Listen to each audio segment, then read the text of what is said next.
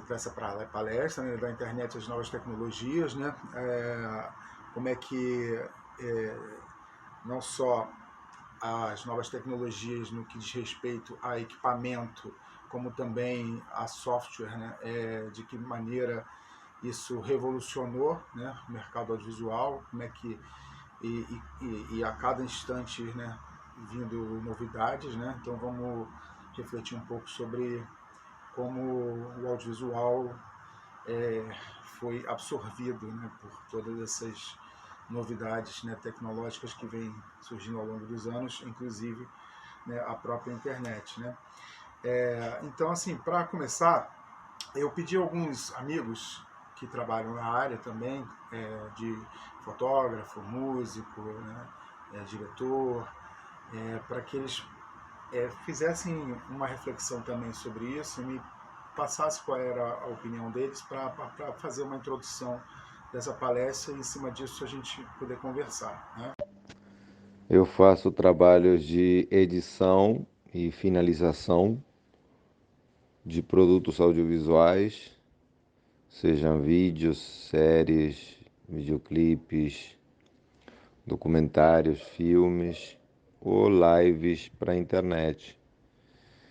E a ferramenta que eu utilizo é o computador com um programa de edição. No caso, eu estou usando o Adobe Premiere. E o que eu faço é manipular áudio e vídeo para dar um formato lógico e coerente para que ele possa ser exibido seguindo os padrões da emissora ou do canal emissor e naturalmente acompanhando um roteiro e seguindo as orientações de um diretor, de um produtor. A internet e as novas tecnologias favorecem a produção independente porque permitem e colocam na mão de pessoas fora do mercado e de qualquer circuito de produtores, fazer produtos audiovisuais com uma certa facilidade e desde o conforto da casa, né? Hoje em dia, com um telefone e um computador, você pode gerar muito conteúdo de muita qualidade para publicar nas redes sociais, né? E para publicar em qualquer lugar, na verdade. Hoje temos computadores e telefones que têm uma capacidade tecnológica alta, né? Qualidade de imagem, qualidade de áudio, capacidade de transmissão. E tudo isso favorece a produção independente. Cada vez mais vemos canais independentes de informação. Claro que existem os grandes canais, mas a produção independente nunca foi tão prolífica e tão democrática, né? Trabalho com produção de vídeo há 25 anos. Hoje atendo canais de televisão, produtores independentes, diretores independentes. Faço muita produção de documentário, clipe, projetos corporativos. Sou freelancer com equipamento de câmera e iluminação. Atendo na área de direção de fotografia. As ferramentas digitais hoje estão aí para ajudar todo mundo, de todas as profissões, né? Mas a gente que trabalha com audiovisual se beneficia ainda mais, porque a gente usa tanto as ferramentas de comunicação, WhatsApp, grupos, né? Em todas essas redes aí que a gente consegue se conectar com outros profissionais, com clientes. Enfim, essas ferramentas são muito úteis. Eu utilizo muito grupo para troca de ideia com a equipe. Utilizo as ferramentas para buscar referências. Hoje a gente consegue compartilhar referência, pedir referência para cliente. E ele busca rapidamente no celular e te envia várias referências visuais. Então você consegue decifrar melhor o que a pessoa, o que o cliente, o que o projeto está querendo, né? Tá visando. Então as ferramentas mais utilizadas são as ferramentas de comunicação, as que eu uso, né? São de comunicação e também para buscar referência. Pedir e buscar referências, tanto no YouTube, quanto ferramentas que buscam frames de filmes, né? Você consegue, tem vários sites aí que você consegue ver o frame de vários takes de vários filmes diferentes. Então é muito interessante para você entender as possibilidades que você tem para cada projeto, compartilhar isso com a equipe, com o cliente, para todo mundo ficar na mesma página. A tecnologia chegou para facilitar nossa vida, né? O trabalho ficou mais, não é fácil de fazer, mas ficou mais acessível. Você consegue descobrir tudo que você precisa para produzir um filme específico, seja ele qual for.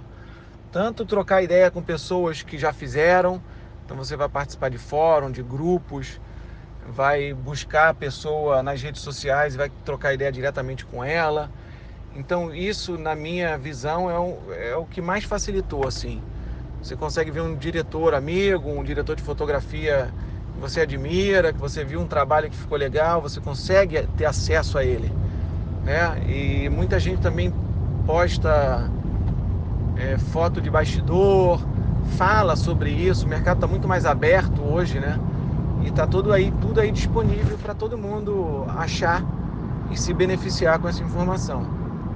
Como um trabalho tem sucesso na web? Essa pergunta depende do que a gente pensa que é o sucesso, que a gente acredita que é o sucesso, né? O sucesso é o número de visualizações, o sucesso é o reconhecimento, é um sucesso financeiro, é um sucesso de uma solução de problema.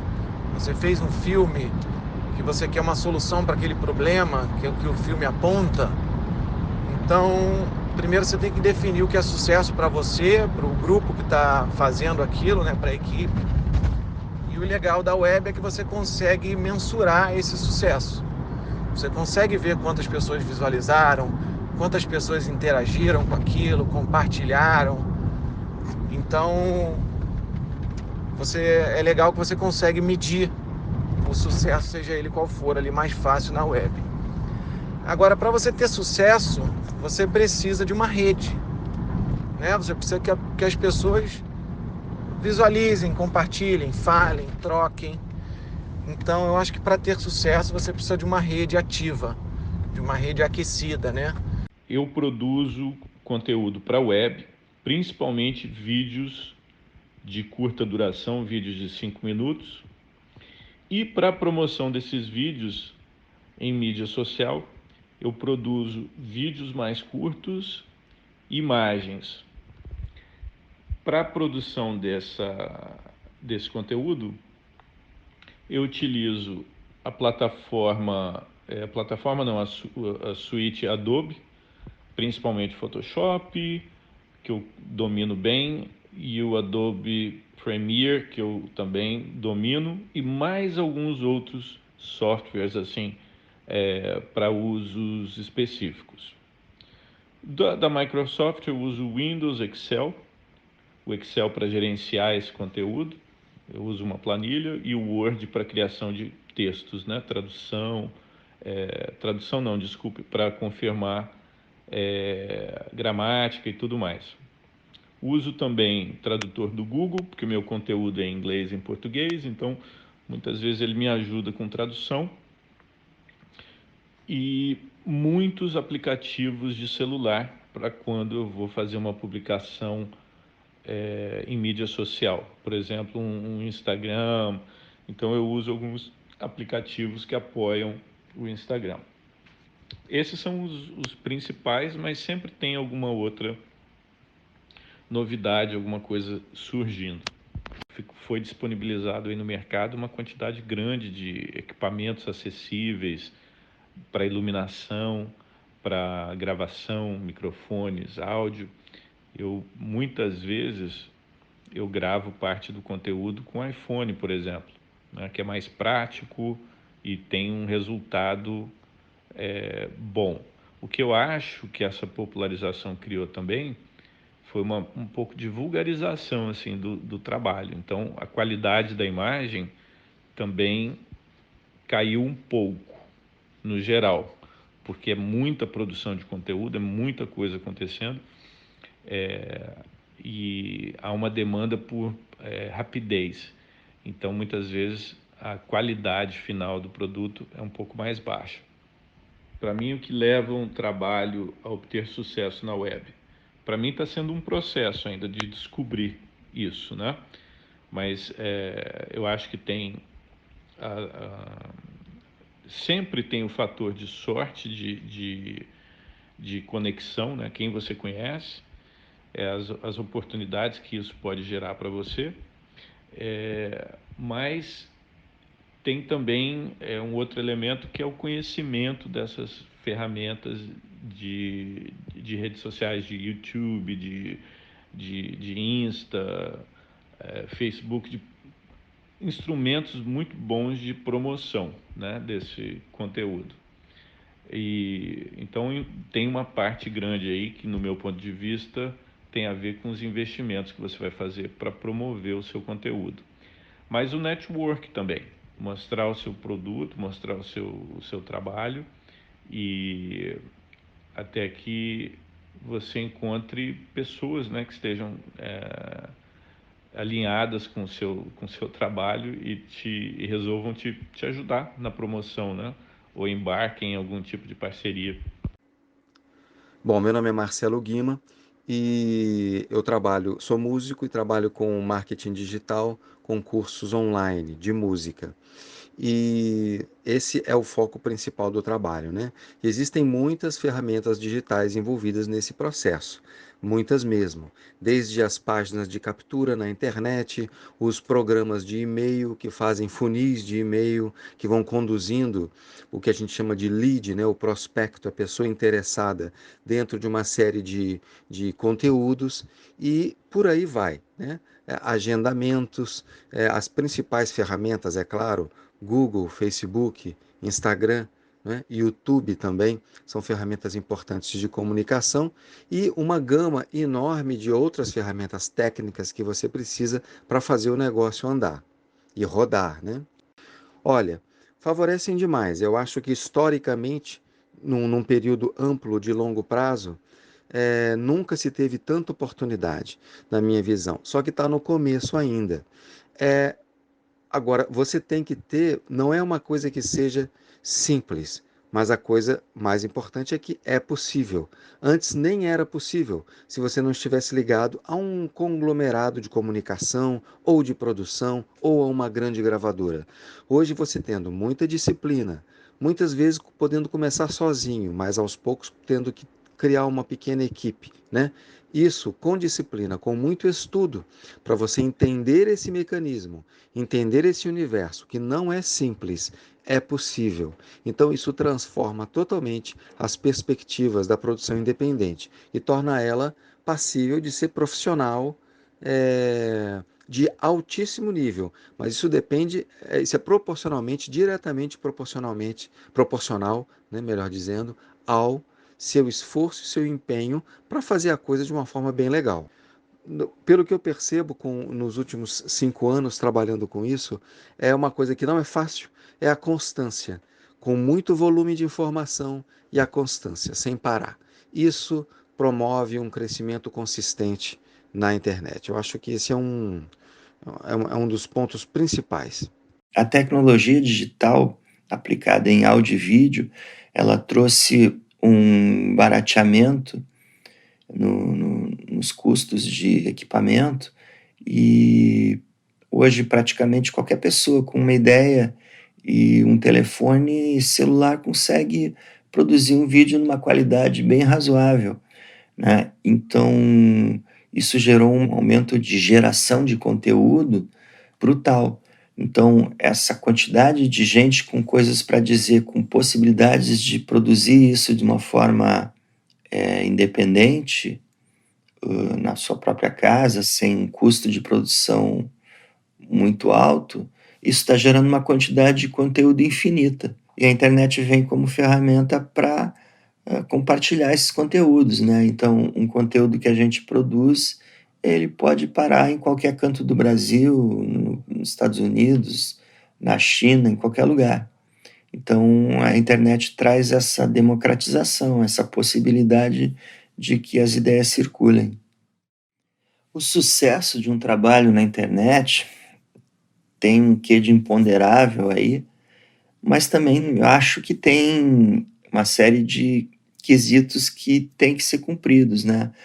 Assim, a demanda técnica, ela é muito variável, depende muito do segmento, depende muito do tipo de trabalho que está sendo compartilhado, né? Se é um filme, se é uma música, um clipe, existe uma série de questões técnicas que precisam ser cumpridas, assim, tem que ter uma qualidade mínima de som, tem que ter uma qualidade mínima de imagem, tem que ter um acabamento, vamos dizer assim, relativamente bom. Lógico, isso que depende do segmento. Se é um trabalho jornalístico, se é uma cobertura de alguma coisa ao vivo, então se é um depoimento ou um meme, então dependendo do tipo de vídeo, as necessidades técnicas são muito diferentes. Se um clipe ou filme me gera uma sensação de pertencimento, ou se esse vídeo ele fala alguma coisa que eu gostaria de dizer, isso é um motivo para querer compartilhar aquele trabalho. O vídeo precisa trazer ideias ou conceitos que sejam relevantes para que um grupo de pessoas se sinta atraído a assistir e a compartilhar.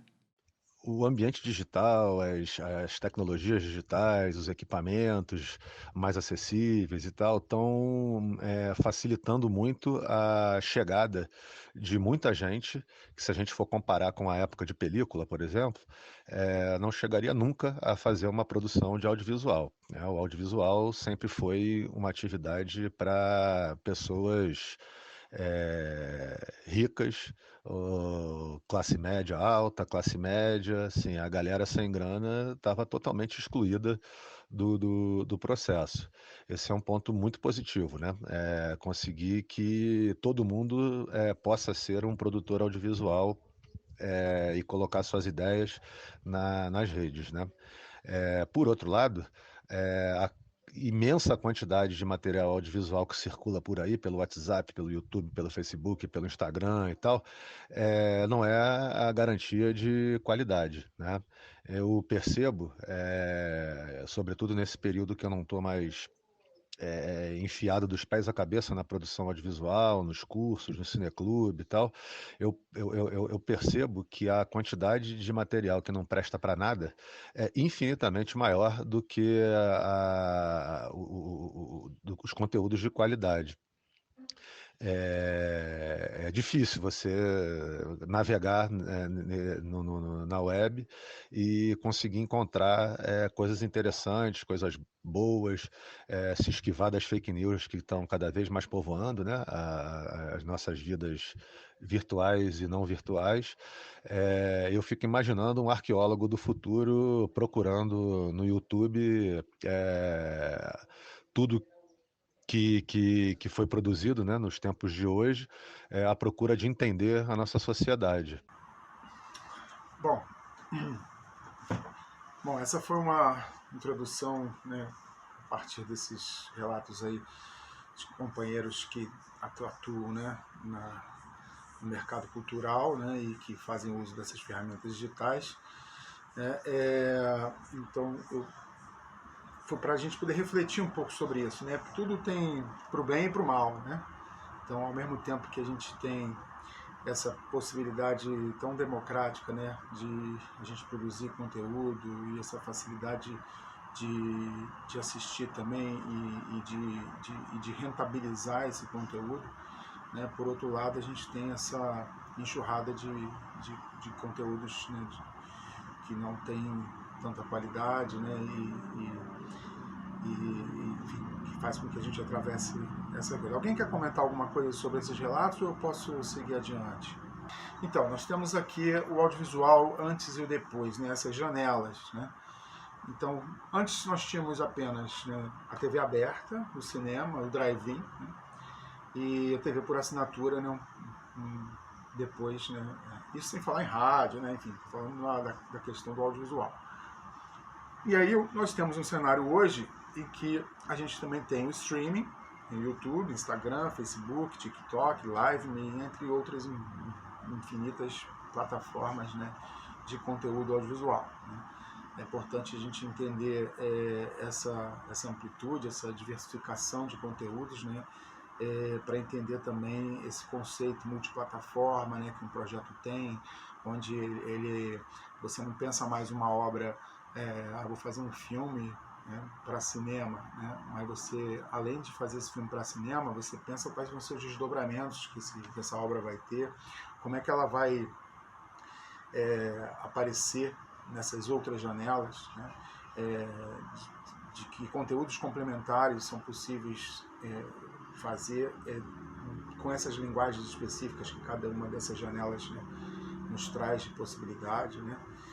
E de que forma também a existência em si dessas janelas influenciam diretamente na linguagem do audiovisual, né? Porque você vê, há um tempo atrás, quer dizer, quando a TV começou, a TV ela trazia um pouco da linguagem do rádio, né? As telenovelas, elas tinham um nível de interpretação, né, muito teatralizado, né, justamente porque o público e os profissionais estavam acostumados com aquela linguagem, né, era a forma deles contarem histórias, né, e aos poucos, né, a televisão foi conseguindo encontrar a sua própria linguagem, né, e dando a sua cara. E depois a gente veio um outro momento,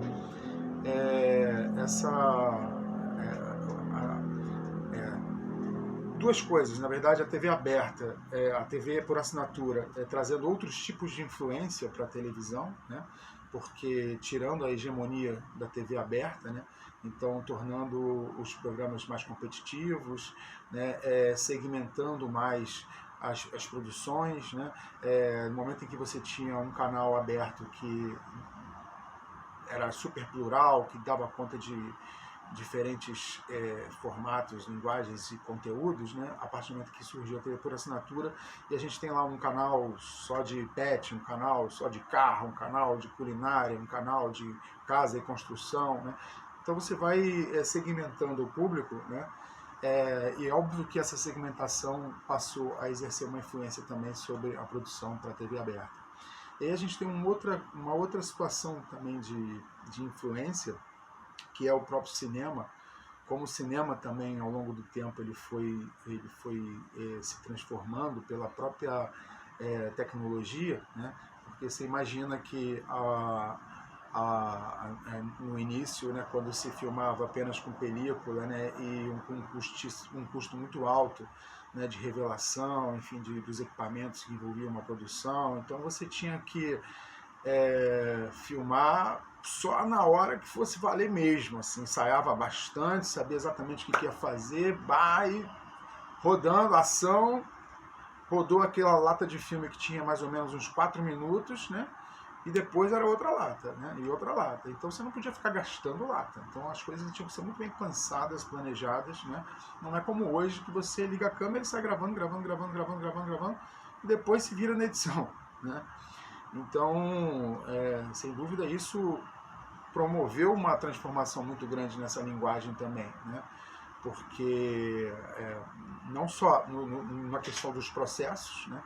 Principalmente no que diz respeito a documentário, onde antes era muito importante, imprescindível, né? Um roteiro, um planejamento muito corretinho para se filmar o estritamente necessário, né?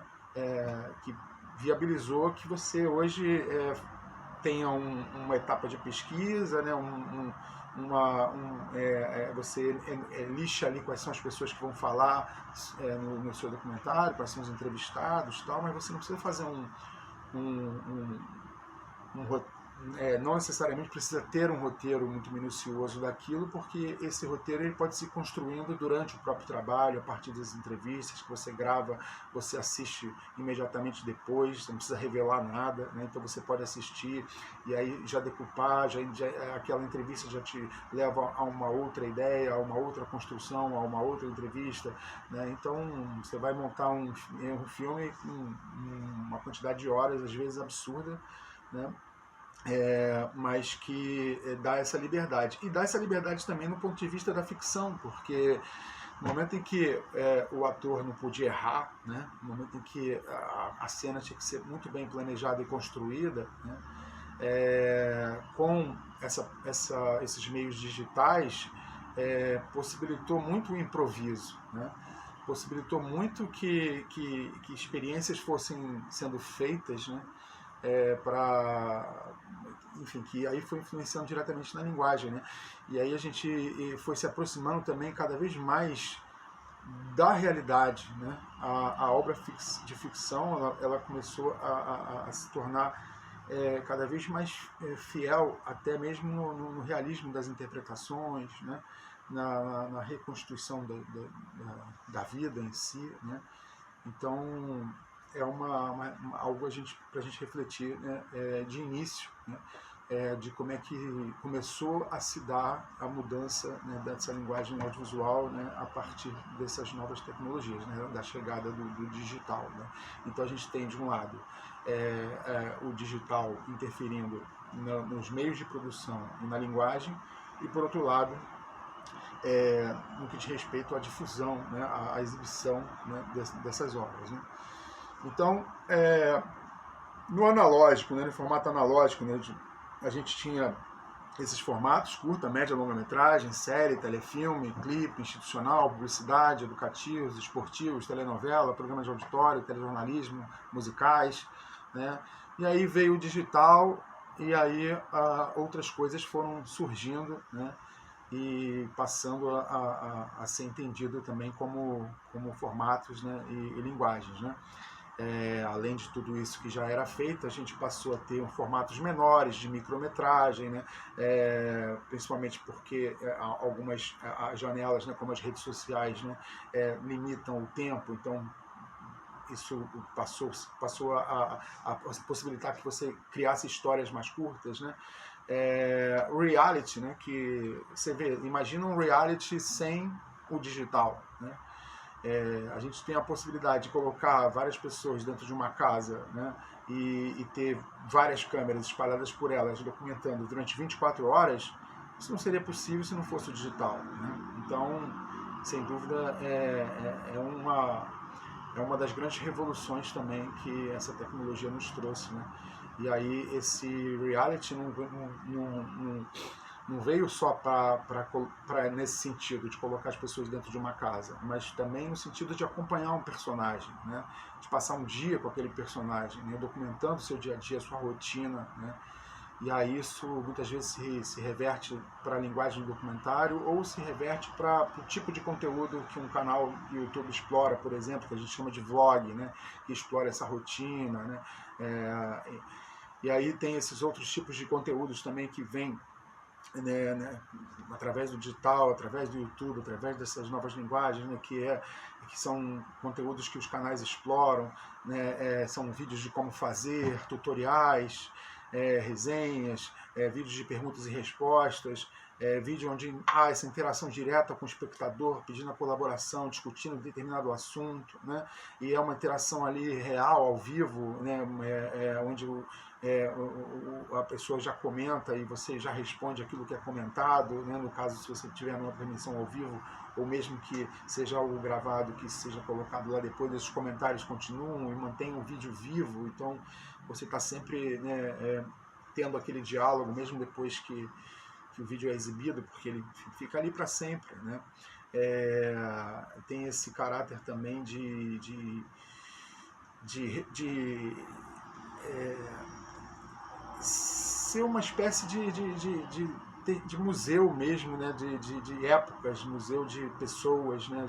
No sentido de a gente conseguir entender uma sociedade, entender as tendências, entender tudo através de como se fazia, né, esses conteúdos e como eram justamente as vidas das pessoas e como eram as abordagens das coisas. Enfim, a gente fazendo uma análise daqui a um tempo futuro sobre isso, né, a gente vai poder ter essa percepção maior, né, e desse valor, né?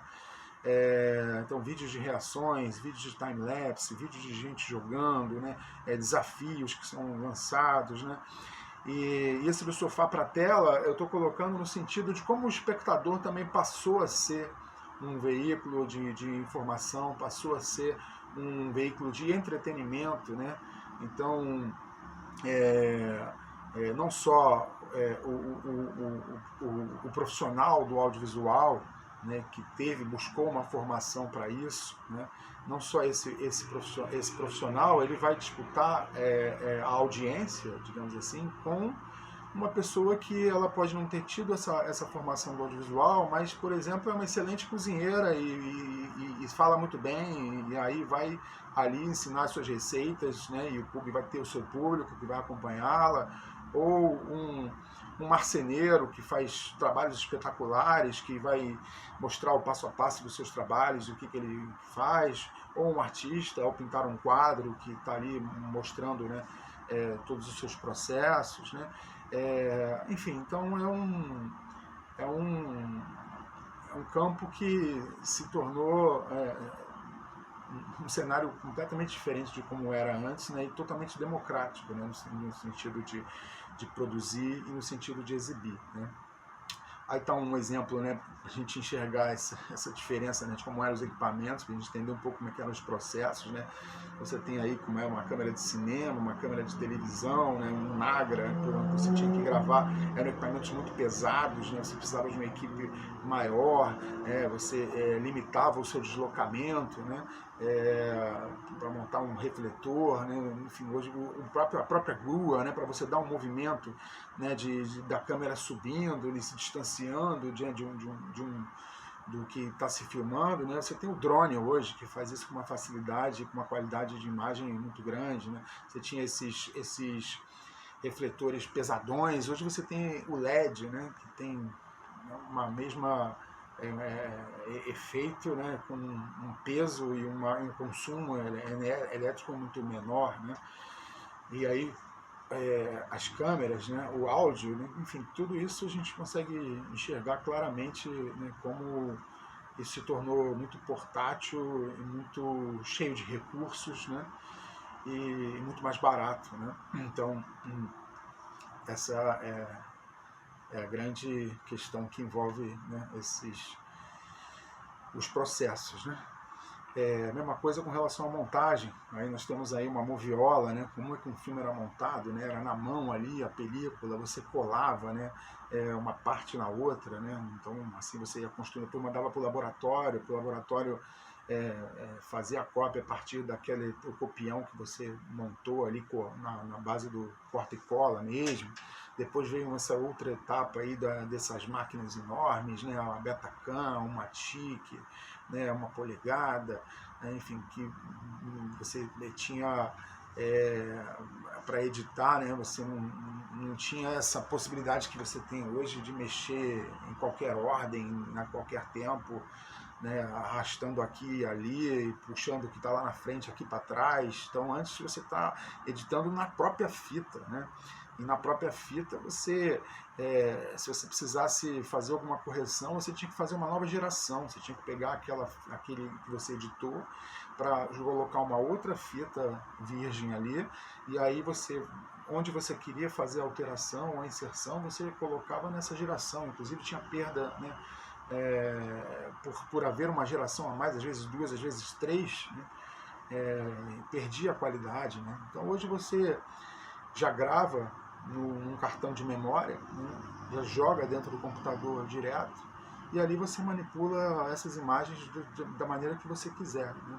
Seja no sentido narrativo, no sentido de você colocar aqui, puxar para lá, pegar dali, botar para cá, tal, como também no sentido de manipulação de imagem mesmo, de alterar a cor, né, de aplicar filtros, né? Então isso passou a influenciar, né, também na linguagem a partir daí, né?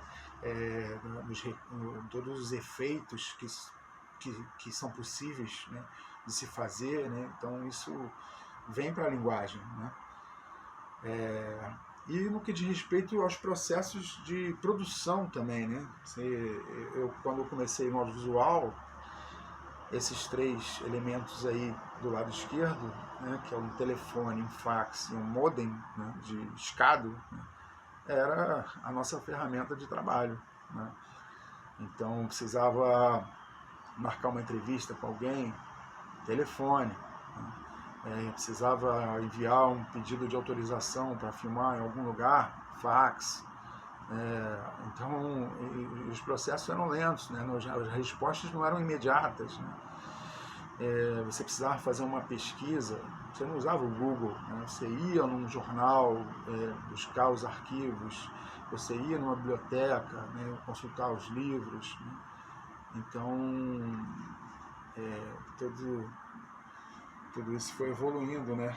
Esses meios de produção, né? Assim como os meios de exibição, né? Se a gente tinha aí, né, uma televisão de tubo, preta e branca, né? Hoje a gente tem uma televisão de LED, 4K, entendeu? E Smart TV, né? Acionada já com comando de voz, né? Então, até que ponto, como é que fica, né? Você falar de um conteúdo, né, que possa fazer uso dessas novas formas de se produzir, como também aproveitar, né, dos recursos, né, e possibilidades de exibição. Bom, antes de entrar nessa próxima etapa aqui das ferramentas, deixa eu ver, alguém gostaria de comentar alguma coisa ou perguntar alguma coisa? Eu coloquei o drive-in naquela lista ali, e é curioso, eu fiz questão de colocar porque a gente, por conta da pandemia, o drive-in está de volta, né? Então, é um formato que acabou que a condição que a gente vive atualmente, né, foi uma solução e virou um novo produto, né? Com a diferença que com a tecnologia também atual, né? Não sei se alguém teve a oportunidade de ir num drive-in nesse momento aí de pandemia. Eu tive a oportunidade de ir com meus filhos e no som do carro a gente sintonizava numa estação no rádio, né, que era orientada, né, que seria por onde seria ouvido, né, o som do filme, né? Então você estava vendo aquela tela, mas estava ouvindo o som dentro do carro com uma qualidade, né, muito bacana, né? Então até mesmo no drive-in, né, houve essa resolução, sem falar na resolução da tela, obviamente. Então hoje, novamente, de que forma a gente usa as tecnologias para a produção, né? Bom, começar pela pesquisa, né? Você vai pesquisar um conteúdo, como eu estava falando, você não precisa mais ir no jornal, ir na biblioteca, você pode até ir, porque obviamente tem coisas que você vai precisar. Mas você pode fazer uma pesquisa rápida pelo Google, existem várias plataformas de pesquisa, você pode procurar personagens através do Google, né? E dessas outras plataformas, né? Você tem inúmeros aplicativos de roteiro, vou exemplificar em outras telas, né? Então você tanto pode fazer um roteiro no Word, mas você também tem ferramentas próprias para roteiro, que já tem as suas marcações, as suas templates ali para quando é cabeçalho, quando é ação, quando é personagem, quando é rubrica, né? Então você vai escrevendo e aquilo já vai indo para esse layout correto, né, de que é um roteiro. Você tem, através dessas ferramentas, você consegue identificar o seu público, você consegue identificar quais são as palavras-chave mais buscadas, né, dentro do assunto que você está relacionando, para que você tenha uma publicação ali mais êxito, né, e ela possa ser vista mais facilmente. Você tem inúmeras ferramentas de design, né? Você quer fazer uma logomarca, você pode usar um aplicativo. Você quer fazer um layout de um site, você pode usar um desses aplicativos, né? Você quer fazer a capa do seu vídeo que vai colocar no YouTube, você quer fazer um flyer de divulgação, qualquer coisa de design você pode utilizar inúmeras plataformas, aplicativos que existem, né? Você tem ferramentas de gestão de projetos, né? Onde toda a sua rede, toda a sua equipe vai poder se comunicar através dessa mesma ferramenta, ver de forma atualizada o que está acontecendo, o que precisa ser feito, o que ainda não foi feito, né? Qual é a próxima etapa, né? E aí haver esse acompanhamento ali, e ao mesmo tempo fica como um arquivo, né? Inúmeros aplicativos de efeitos e filtros, tanto para fotografia quanto para imagem em movimento. aplicativos de edição também, não só os pagos, né, mas também gratuitos, muitas ferramentas gratuitas. Criação de marcas e vinhetas. Você quer fazer uma intro do canal, uma vinhetinha animada e tal, você tem aplicativos que você pode fazer isso gratuitamente também. Porque todas essas ferramentas você tem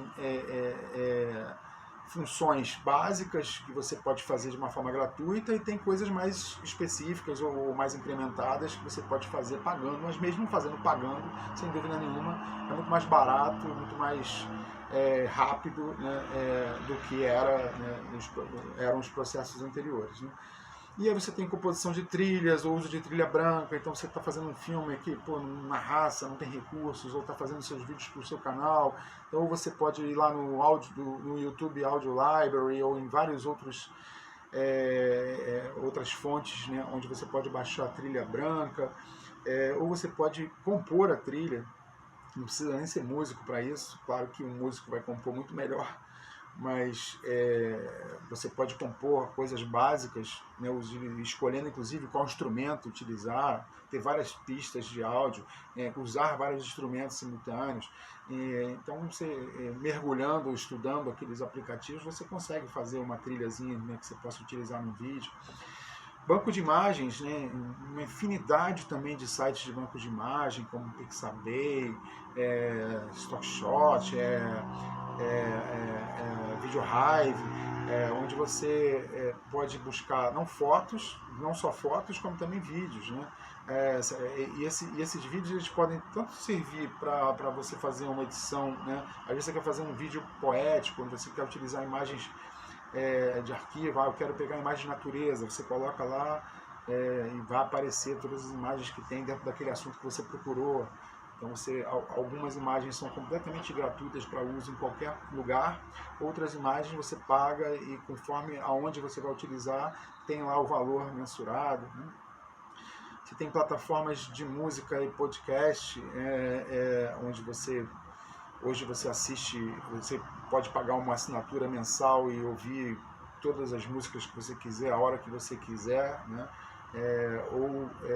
Você tem as rádios online, né? Então você tem no seu celular o aplicativo de música, lá você está ouvindo em qualquer lugar, entende? Então, e essas plataformas, elas, sempre que eu as coloco como algo em que a gente pode fazer uso como produzindo ou usufruindo apenas como usuário, todas elas também a gente tem que vê-las como um mercado, né? Como algo que a gente possa fazer com um intuito comercial, né?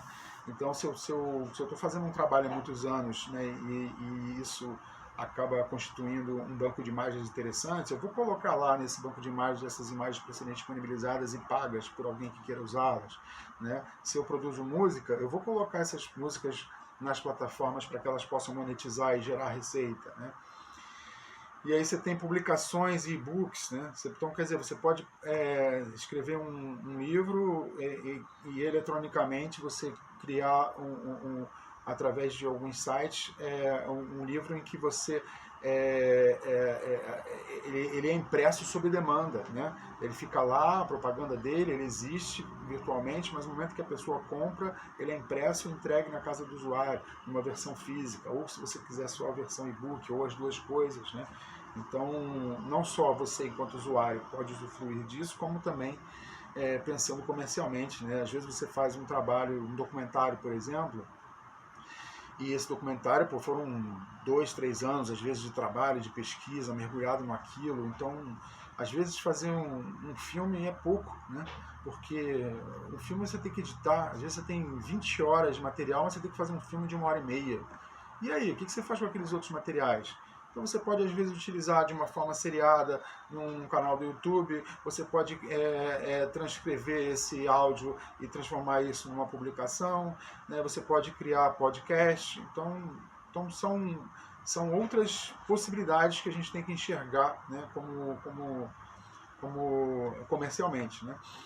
E aí você tem criação de produtos, tá? Poxa, eu fiz uma série, eu fiz um curta, quero fazer umas camisetas para vender, vou fazer chaveiro, vou fazer boné, vou fazer bolsa, vou fazer azulejo, vou fazer, enfim, qualquer produto. Você entra também em inúmeros sites de impressão e de produtos que você já imprime, já entrega, recebe em casa aquele produto pronto, e você pode vender ele no teu site, né?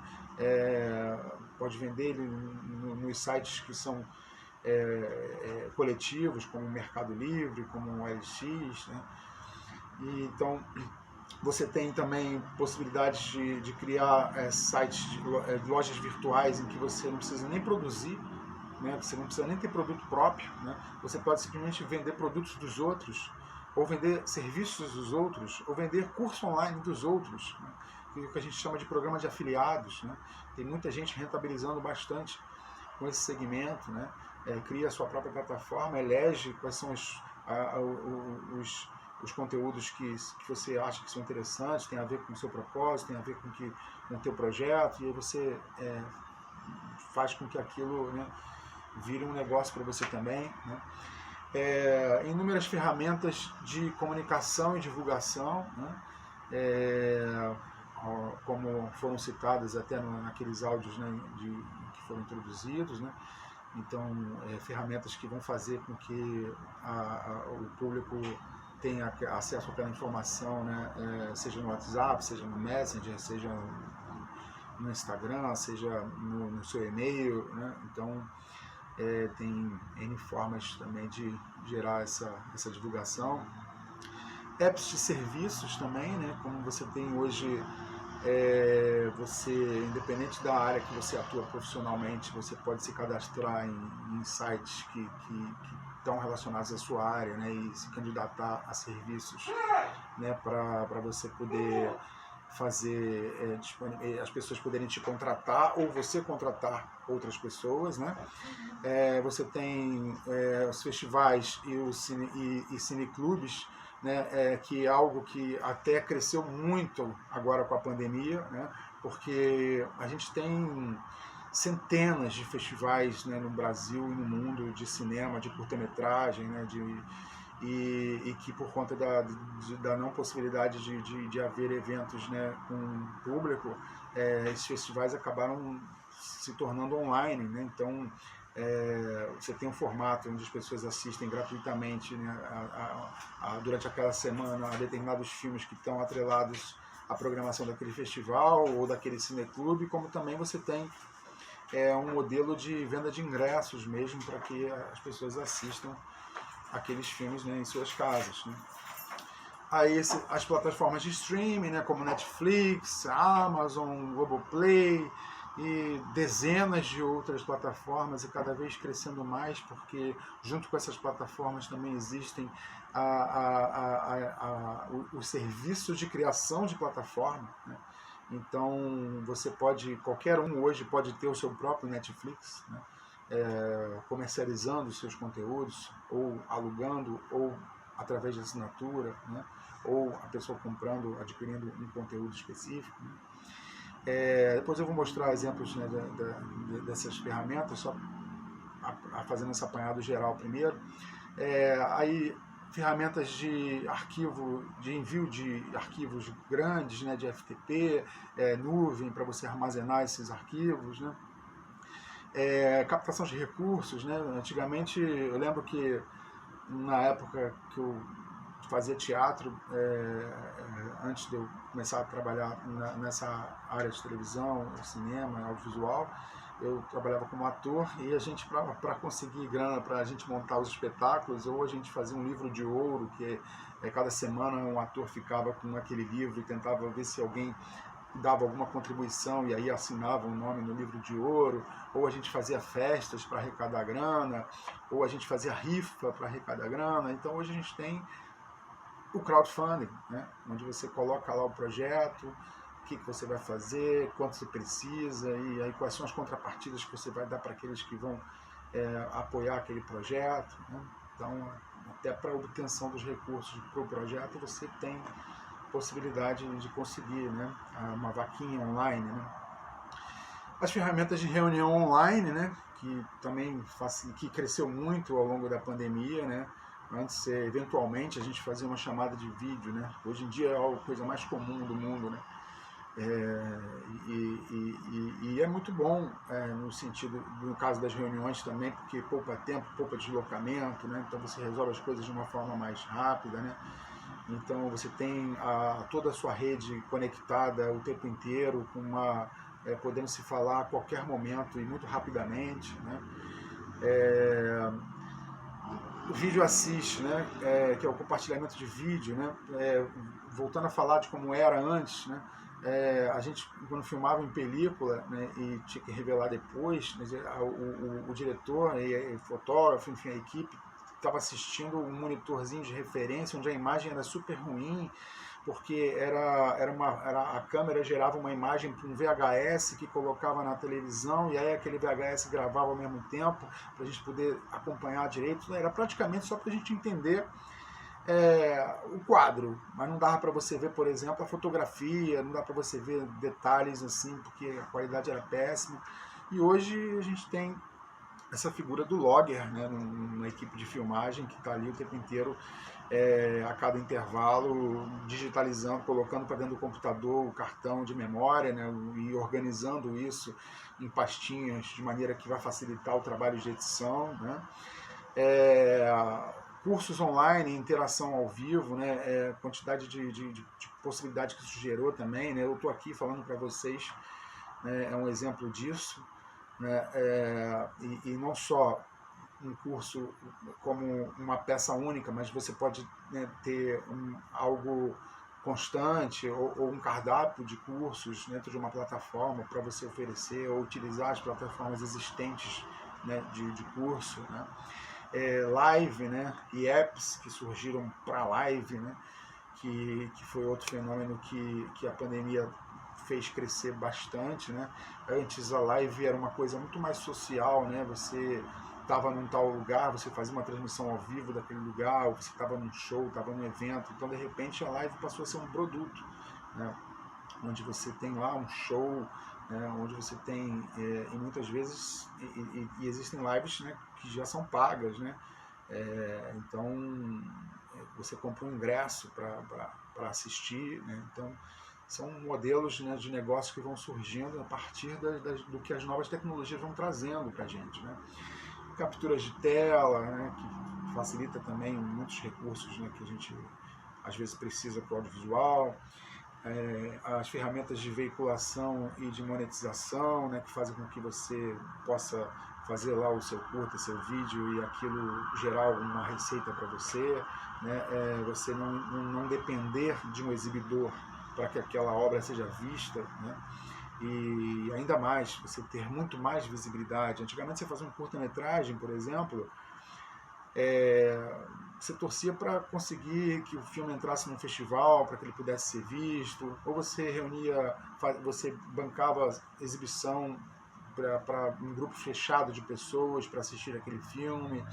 Com sorte você conseguiria comercializar com um canal de televisão que tem espaço para curtas, né, como uma TV educativa, uma coisa assim. Então, e olha, hoje você faz o curta, você tem o mundo podendo ver o seu filme, né? Então é outra coisa, outro fenômeno, né, que mexeu completamente com a questão do audiovisual. E por último, cadastro de projetos e oportunidades. A gente tem também muitas ferramentas nesse sentido, né? Ferramentas onde estão ali o tempo inteiro sendo divulgados editais e oportunidades, banco de projetos para você cadastrar, né? As próprias empresas hoje, a maioria delas em suas políticas de recebimento de projeto, em suas políticas de patrocínio, elas se utilizam de plataformas próprias para recebimento desses projetos. Agora, recentemente, por exemplo, teve um edital nacional do eFuturo, né, onde tinha lá a plataforma, onde você fazia todo o cadastro do projeto e tal. Então, assim como submeter o projeto a uma lei de incentivo, você também utiliza, né, essa tecnologia. Então, enfim, esse universo muito amplo que a gente tem de ferramentas para lidar, desde a pesquisa à exibição, né, e a comercialização, né, e desde de coisas que são exclusivamente para uso do audiovisual e coisas que são para todo mundo, né. Então, é algo que eu coloquei nessa tela, mas talvez dessa forma a gente possa enxergar direito essa amplitude que tem, porque é tudo já tão natural, tanto faz parte da nossa vida, que às vezes a gente não para fazer essa análise, essa reflexão assim, dessa quantidade de coisas e de caminhos possíveis, né? Então aqui, só para exemplificar, né, nas ferramentas de roteiro, por exemplo, Final Draft, Screenwriter, Celtics, WriterDoIt, e o próprio Word, enfim, aí são só alguns, mas existem vários outros, né? Ferramentas, né, de você manipular foto, né, de criar stories, né? Também são inúmeras, e hoje assim, muitas dessas ferramentas até uma criança sabe utilizar, né? Às vezes mais facilmente do que um adulto, né? Você vê o próprio TikTok, né, que possibilita uma edição, né, e uma aplicação de um efeito, né? Então aquilo a criança faz sozinha, né? É algo que já faz parte da cultura digital, né? O uso dessas ferramentas, né? Aí você tem inúmeras ferramentas de manipulação de imagem, de edição de imagem, né? Áudio, né, como eu falei, né, a gente tem tanta possibilidade de você buscar uma música free para você utilizar na sua obra, quanto você pode criar através dessas outras ferramentas, né, a sua própria música. Aí estão os exemplos de bancos de imagem, né, onde todas elas têm esse caráter visual, assim, onde você digita lá na pesquisa qual é a imagem que você busca, e aí vão te dar inúmeras opções. Você pode inclusive escolher a resolução, né, se é vídeo, se é foto, se é animação. Você tem um monte de ferramentas também de criação de infográficos, né, para você poder fazer uma apresentação bacana do teu projeto, numa reunião, uma defesa no pitching, né? Então você também utiliza esses recursos, né, digitais, né? Aí estão alguns aplicativos de música, né? Aqui estão os de serviços, como eu falei, né? Que você se cadastra lá como editor, como câmera, como produtor, como qualquer função que você exerça dentro do audiovisual ou dentro de alguma outra área, né? E aí começam a surgir jobs, né? E você vai se candidatando a eles, né? Ou a serviços específicos, né? Tem uma outra plataforma chamada Movier, que ela é específica do audiovisual. Ontem mesmo, por exemplo, entrei para ver, né, aí tinha lá uma chamada para filmar e fazer uma cobertura de um evento que ia ter lá em Santa Teresa no sábado, e aí a pessoa vai lá, identifica aquilo, se candidata, precifica, e aí é chamada ou não, né? Quem vai decidir isso é quem lançou aquela oportunidade, né? Enfim, mas são coisas da modernidade, né? São coisas inerentes a esse momento que a gente vive. Aí tá algumas ferramentas dessas de comunicação, né? de chamada, né? De videochamada, né? Para reuniões. Aí estão alguns exemplos, né? Dessas plataformas de streaming, né? Aí para a gente entender um pouco como é que é a penetração no mercado, né, desses streams, né? Netflix continua liderando, tem aí o Prime Video mordendo bastante também, e Globoplay, né, em terceiro, né? E esse é o cenário atual, mas isso também vai mudando anualmente, esses percentuais eles vão sendo alterados, coisas novas vão surgindo também. Aqui está exemplos, como eu falei, de você criar o seu próprio Netflix, criar sua própria plataforma, né, de OTT, de Video On Demand, né? Então você pega uma dessas plataformas assim, você paga um valor mensal, conforme o volume de material, de dados que você vai subir para essa plataforma, né? Então você tem desde valores tipo $100, né, até valores maiores, como $3.000, tal, para você, se você precisa ter uma taxa de utilização muito maior, né? Mas que aquilo ali você tem todo um processo automatizado onde o próprio usuário vai ter, é como num blog, não sei se alguém teve oportunidade já de usar essas ferramentas de criação de blog, né, onde você tem o espaço certo para você inserir o texto, onde você tem o espaço certo para inserir o título, onde você tem o espaço certo para inserir a legenda da foto, né, então aqui funciona mais ou menos assim também, você coloca lá a capa da obra, faz um ingest do vídeo, coloca as informações de sinopse, de tempo, de ficha técnica, enfim, aí coloca quanto que ele vai custar individualmente, ou se ele é gratuito para os assinantes daquela plataforma, né? E a pessoa vai navegar em casa conforme navega no Netflix, no Globoplay, né? É uma linguagem própria, né, desse sistema, né? Então, e ele vai evoluindo, né? Então, existem outras plataformas, né, como essas, onde você pode adquirir esse serviço. Até o próprio Vimeo, né, como eu coloquei aí, tem esse serviço. Você pode começar, inclusive, de uma forma bem barata. Se você assina o Vimeo Pro, você vai pagar, acho que $20 por mês. Você pode já fazer isso. Uma quantidade limitada, se eu não me engano, é 7 teras, né? 7 gigas, perdão. Então, você quer aumentar a utilização desse espaço, você vai aumentar o seu plano lá para poder ter mais espaço, né? Aí aquela coisa também que eu falei, você quer fazer, você fez o teu filme, você quer escrever nos festivais. Antigamente você tinha que ir individualmente em cada site de festival, e preencher o formulário de cada site de festival para você poder enviar aquela obra, né?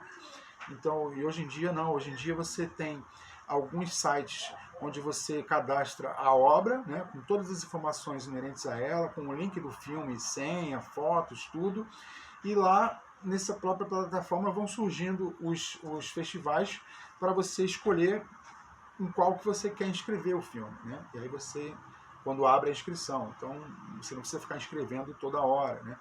Aí você tem ferramentas onde você pode criar o seu próprio festival, né? Então você tem lá, às vezes você reúne seus amigos, todos que fizeram curtas, e aí você faz, ou então você faz uma curadoria mesmo, de buscar pessoas que têm filmes assim, assim, assado, dentro de uma temática. Você cria lá, por exemplo, um festival de filmes de animais. E aí coloca lá, cobra ingresso, enfim, então tudo isso, essas ferramentas te dão de possibilidade. Assim como eu botei esse exemplo aí, só para vocês verem, né, que até isso nós temos, né, festa online em casa, né, comemorar online com os amigos, né.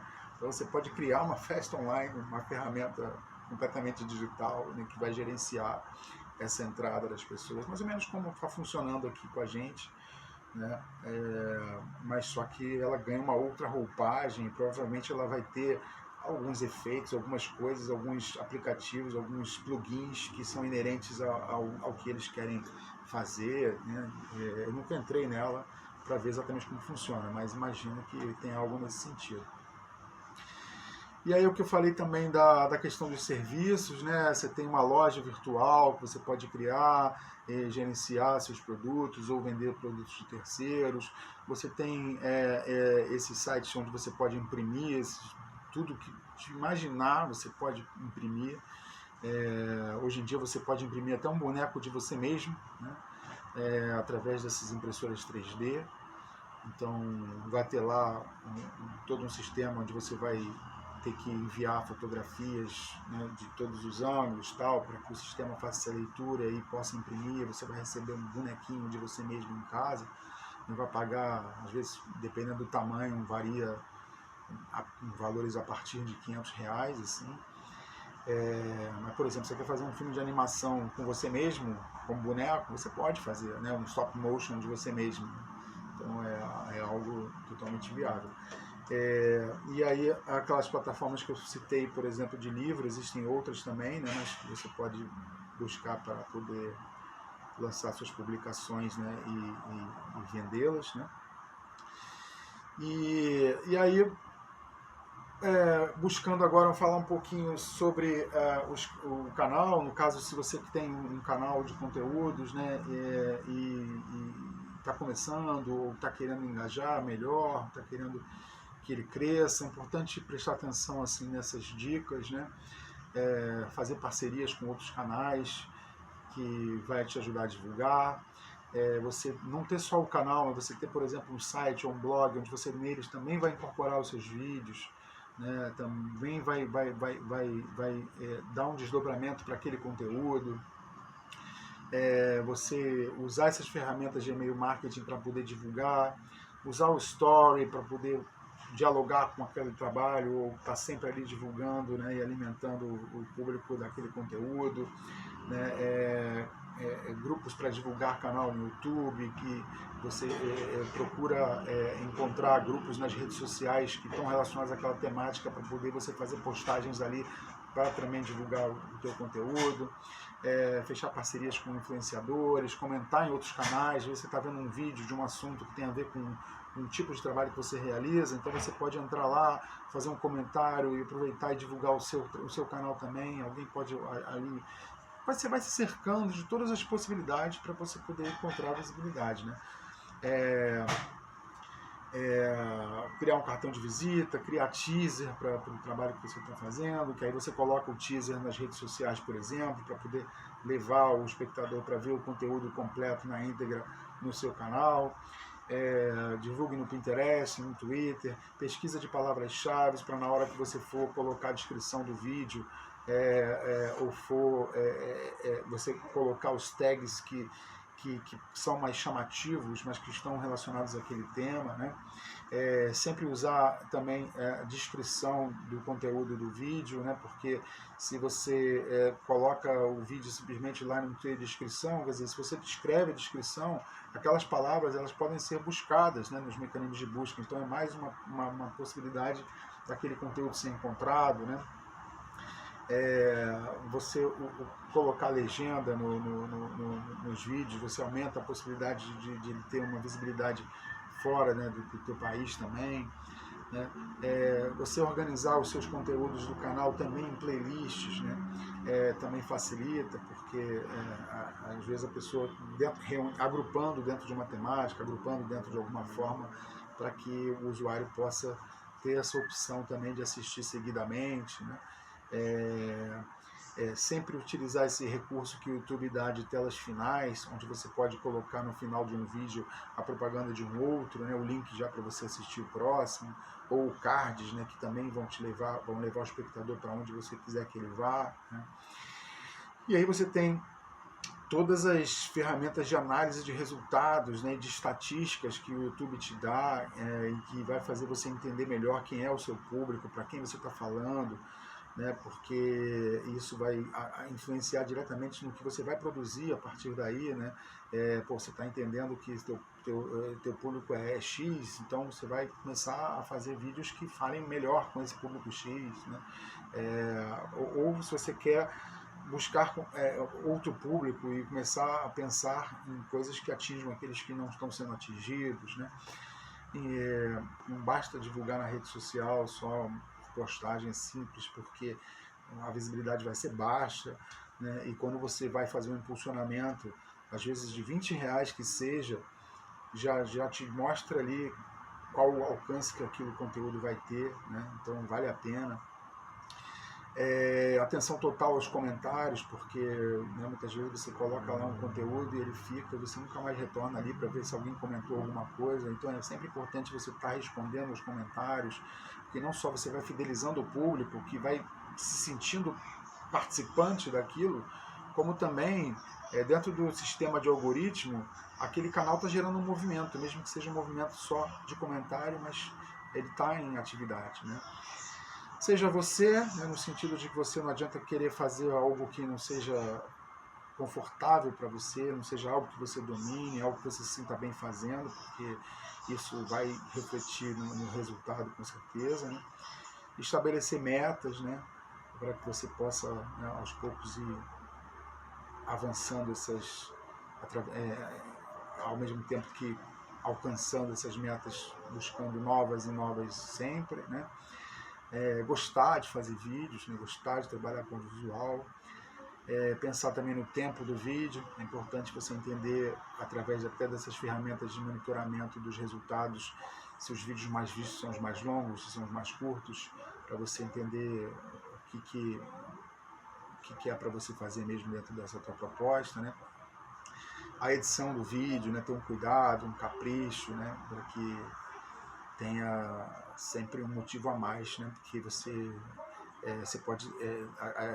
pode trazer a pessoa, que são dois trabalhos, você tem que fazer a pessoa acessar o seu conteúdo e você tem que fazer a pessoa permanecer no seu conteúdo, permanecer acessando o seu conteúdo. Então, por isso é importante que você tenha esse cuidado. E o não desista, né? Que é algo inerente a tudo na vida, né? A persistência. A persistência, ela nos ensina, a persistência vai fazendo com que a gente ganhe experiência, né? Para aparar as arestas e corrigindo as coisas e evoluindo, como também vai fazendo com que você avance cada vez mais, né? Porque isso tem a ver com esse que eu falei de você da análise dos resultados, né? Então, quando você pensa no conteúdo hoje para a web, né? O artista hoje ele não pode pensar só na obra, né? Ele tem que pensar em todo esse sistema, né? de estratégia de marketing digital, né? Como é que ele vai postar os conteúdos relacionados àquilo para que ele possa divulgar melhor, né? Como é que ele vai fazer essa leitura dos dados que são gerados, né? Para poder, a partir deles, ele melhorar esse alcance. Enfim, são coisas que fazem parte, né? Da nossa profissão hoje também. E aí, um cenáriozinho para a gente entender o que é o YouTube, né? Que é essa grande plataforma, né? Que supera tudo hoje em dia, né? E é completamente livre, gratuita, democrática, qualquer um pode ter, né?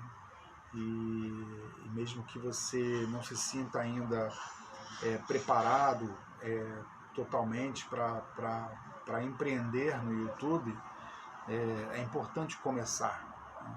Porque se você for pegar exemplos de canais hoje, faça esse exercício. Peguem canais que são super vistos, né, que tenham milhões de assinantes, e vejam um canal, faça a experiência de assistir um vídeo atual e de assistir um vídeo dos primeiros, para você ver como é que era, né, e ver como isso evoluiu, como aquilo começou, às vezes de uma forma tão despretensiosa, né, mas com certeza aquele tijolinho colocado lá, ele foi fundamental para a construção de todo esse império, né?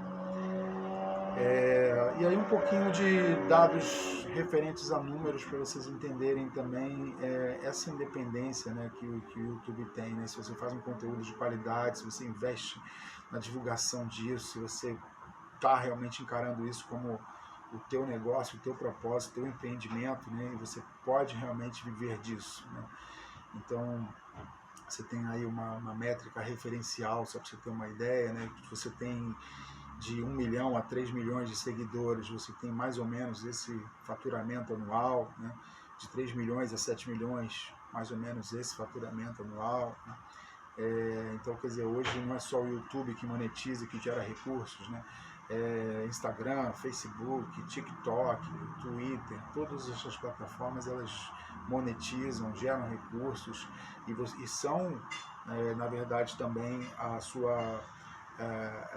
forma também de você atrair investidores, atrair anunciantes, né, a partir dos resultados que você tem para mostrar. Olha, meu canal tem X de audiência, né, e tem o perfil X de público, e aí a tua marca te interessa, né, anunciar aqui. Então é muito importante se pensar dessa forma. E aí, só completando esses dados numéricos, né, para vocês terem essa noção. Aqui, como é que é o cenário, né, de 2020 aí dos canais com mais número de inscritos, né, no mundo, né? Então você vê que de canal brasileiro nós temos o Condzilla e o Felipe Neto nesse top 10 aqui do mundo, né? E aqui em 2021 com algumas pequenas alterações na ordem disso, né?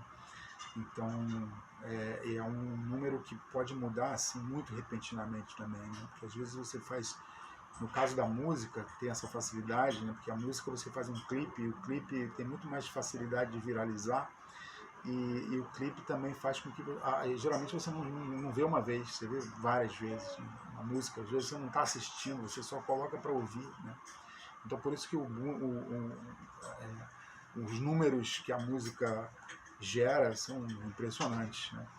Aqui é só uma comparativa de 2013 para 2020, por exemplo, né, desses canais brasileiros aqui, né, Porta dos Fundos, por exemplo, de 2013 ele tinha 4.254.000, depois já nem aparece mais aqui nessa lista dos 10 mais, né? O Felipe Neto, por exemplo, tinha 2 milhões, né? E em 2020, 7 anos depois, tem 41 milhões, né? Enfim, só para vocês terem uma pequena noção, né, desses números, né, de como eles avançam, né, e como às vezes um único conteúdo também pode alavancar bastante, né, esse canal, né? Então, aqui está com relação na totalidade, né, ao longo de todo o período que existe, né, o YouTube, né, aí estão os números brasileiros, os vídeos que mais tiveram visualização, né? Então você vê um MC Fiote, né, que fez 1,5 bilhão de visualizações, né? Quando que ele poderia alcançar essa marca, né? Alguém de uma origem, né, humilde, alguém que veio de uma comunidade, alguém que faz uma música de uma produção completamente independente, né? E aí de repente, né, consegue ter um canal que gera volumes altíssimos, né, de recursos por conta do que ele é capaz de gerar enquanto audiência, né? Bom, falei bastante, né? Conteúdo, tentei ser o mais rápido porque são muitas coisas, né, para mostrar, um universo muito amplo, né? Mas gostaria de abrir um pouquinho para vocês perguntarem, enfim, colocarem o que vocês quiserem, enfim, dizer o que vocês, qual a impressão de vocês a partir dessa explanação, né?